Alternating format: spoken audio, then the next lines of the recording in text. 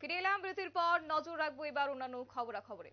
শিউরে রয়েছে লোকসভা নির্বাচন, আর এই লোকসভা নির্বাচনের আগে একের পর এক বিরাট ঘোষণা মোদির। সাধারণ মানুষের কথা চিন্তা করে বিরাট ঘোষণা দিচ্ছেন একের পর এক। এক্ষেত্রে আবারও যেটা লক্ষ্য করা যাচ্ছে, যেখানে আধার কার্ড থাকলে এবার সাধারণ মানুষ পাবে 50,000 টাকা, এমনটাই খবর রয়েছে। যেখানে এই বড় বিরাট ঘোষণা ইতিমধ্যেই আমাদের হাতে এসে পৌঁছেছে। তবে কি রয়েছে বিস্তারিত, সরাসরি সেই বিষয়টি জেনে নেবার চেষ্টা করব। আমাদের সাথে প্রতিনিধি রয়েছে অঙ্কিতা বর্ধন। অঙ্কিতা, যেমনটা ঘোষণা করা হচ্ছে যে এবার 50,000 টাকা মিলবে সাধারণ মানুষ, যেখানে আধার কার্ড থাকলে এই টাকা পাবেন তারা। তবে আরো কি বিস্তারিত রয়েছে যদি একটু বলো। একদমই।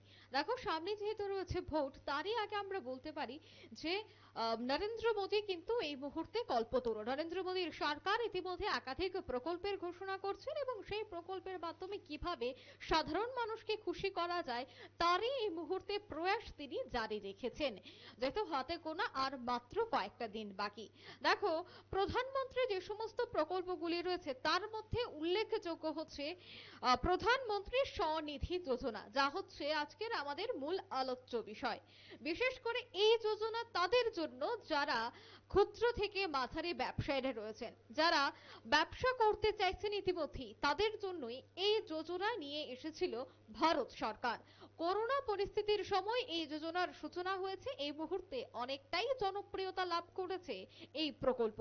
এই প্রকল্পের মাধ্যমে এবার ক্ষুদ্র থেকে মাঝারি ব্যবসায়ী প্রায় 50,000 টাকার মতো ঋণ নিতে পারবে ব্যাংক থেকে। তবে সেই প্রক্রিয়াটি কি বা কিভাবে সেই ঋণ নেওয়া হচ্ছে সে বিষয়টা আমরা এবার বিস্তারিত আজকের প্রতিবেদনে তুলে ধরবো। দেখো, অনেক ক্ষেত্রে দেখা গেছে, বিশেষ করে যদি আমি করোনা পরিস্থিতির কথা বলি, করোনার পর অনেক ব্যবসায়ীদের ব্যবসা একেবারে মুখ থুবড়ে পড়েছিল। কোথাও কারোর ব্যবসা বন্ধ হয়ে যায়, কোথাও কারোর দোকানপাট বন্ধ হয়ে যায়, বা যাদের কাঁচামালের দোকান ছিল তারা তো একেবারেই তাদের ব্যবসাটা মন্দা চলে। তাই তাদের কথা চিন্তা করেই প্রধানমন্ত্রীর এই স্বনির্ভর যোজনা, স্বনিধি যোজনা। আর এই স্বনিধি যোজনার মূল নথি হচ্ছে আধার কার্ড। জানিয়ে রাখছি শতাব্দী, আধার কার্ড হচ্ছে এমন একটা গুরুত্বপূর্ণ নথি যার মাধ্যমে এই প্রকল্প থেকে সরাসরি 50,000 টাকা ঋণ নিতে পারবে বেনিফিশিয়ারিরা। অর্থাৎ যারা এবার চিন্তা করছেন যে এখন একটা ব্যবসা শুরু করা যাক, বা চাকরি বাকরি করছেন কিন্তু সাথে একটা সাইড বিজনেস করা যাক, তাদের জন্য এই খবরটা অত্যন্ত সুখবর। কেন? এবার শুধুমাত্র আধার কার্ড থাকলেই প্রত্যেকেই এই প্রকল্পটি গ্রহণ করতে পারবেন, 50,000 টাকা ঋণ নিতে পারবেন। তার মধ্যে আরেকটা গুরুত্বপূর্ণ বিষয়, তা হচ্ছে কোনো ধরনের গ্যারান্টি লাগবে না। অর্থাৎ যদি কোনো ব্যাংকের থেকে বাড়ির লোন নেওয়া হয়, অর্থাৎ হোম লোন বা গাড়ির লোন, সেক্ষেত্রে কিন্তু একটা গ্যারান্টির সই অবশ্যই প্রয়োজন হয়। কিন্তু এই যোজনায় কোনো ধরনের গ্যারান্টির সই লাগবে না, অর্থাৎ কোনো গ্যারান্টির স্বাক্ষর ছাড়াই সেই লোন নেওয়া যাবে। এবার আছে কিভাবে সেই লোনটি নেওয়া সম্ভব। প্রথমেই 10,000 টাকার লোন নিতে হবে, এবং সেই 10,000 টাকার লোন যদি সঠিক সময়ে কিস্তির মাধ্যমে গ্রাহকরা তা পুরোপুরি সুদ সমেত ব্যাংকে দিয়ে দেয়, তবে তার বিশ্বাসযোগ্যতা বাড়বে। আর তার বিশ্বাসযোগ্যতার পরে তাকে 10-এর পর 20,000 টাকা ঋণ দেওয়া হবে, এবং 20,000 টাকাও যদি সে একেবারে সময় মতো তার ঋণটাকে পরিশোধ করে দেয়, তারপরই তৃতীয় কিস্তিতে সে 50,000 টাকা পাবে। অর্থাৎ 3 ধাপে কিন্তু ব্যাংকে 50,000 টাকা চলে আসবে, এবং পুরোটাই নির্ভর করছে নির্ভরযোগ্যতা বা বিশ্বাসযোগ্যতার উপর। প্রথম কিস্তিতে যদি 10,000 টাকা নিয়ে সময় মতো প্রদান না করা হয়, তবে কিন্তু দ্বিতীয় কিস্তিতে 20,000 এবং তৃতীয় কিস্তিতে 50,000 টাকা মিলবে না। সেখানে ব্যাংকের বিভিন্ন জটিলতা সৃষ্টি হবে। তাই সেই জটিলতাকে না আসলে প্রথমে সময় মতো টাকা প্রদান করে দিতে হবে, বা সেই ঋণটাকে পরিশোধ করে দিতে হবে। তার জন্য কি দরকার? তার জন্য শুধুমাত্র আধার কার্ডের প্রয়োজন।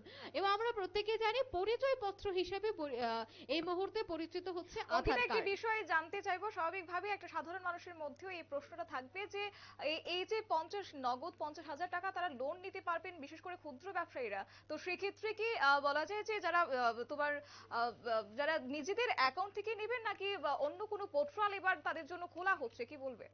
না দেখো, একদমই এরকম নয়। তারা সরাসরি ব্যাংকের সাথে যোগাযোগ করবেন এবং যে সমস্ত ব্যাংকে এই মুহূর্তে সেই যোজনাগুলি দেওয়া আছে, প্রথমেই সেই ফর্মে ফিল আপ করে ব্যাংকে জমা দিতে হবে, চালান কাটতে হবে, তাদের যে গ্যারান্টি অর্থাৎ যে ব্যবসা শুরু করতে যাবে সেই ব্যবসার মানে, তোমার ঠিকানা দিতে হবে। অর্থাৎ আমি যদি উদাহরণস্বরূপ বলি যে একটি সেলাইয়ের দোকান বা একটি বিউটি পার্লার, সেক্ষেত্রে দোকানের ছবি পাঠাতে হবে এবং দেখাতে হবে যে কি কারণে সে এই লোনগুলি নিচ্ছে। অর্থাৎ প্রত্যেকটা জিনিস তাকে সাবমিট করতে হবে, ট্রেনিং পড়বে, তারপরে কিন্তু সরকার তাকে ব্যাংকের মাধ্যমে লোন প্রদান করবে।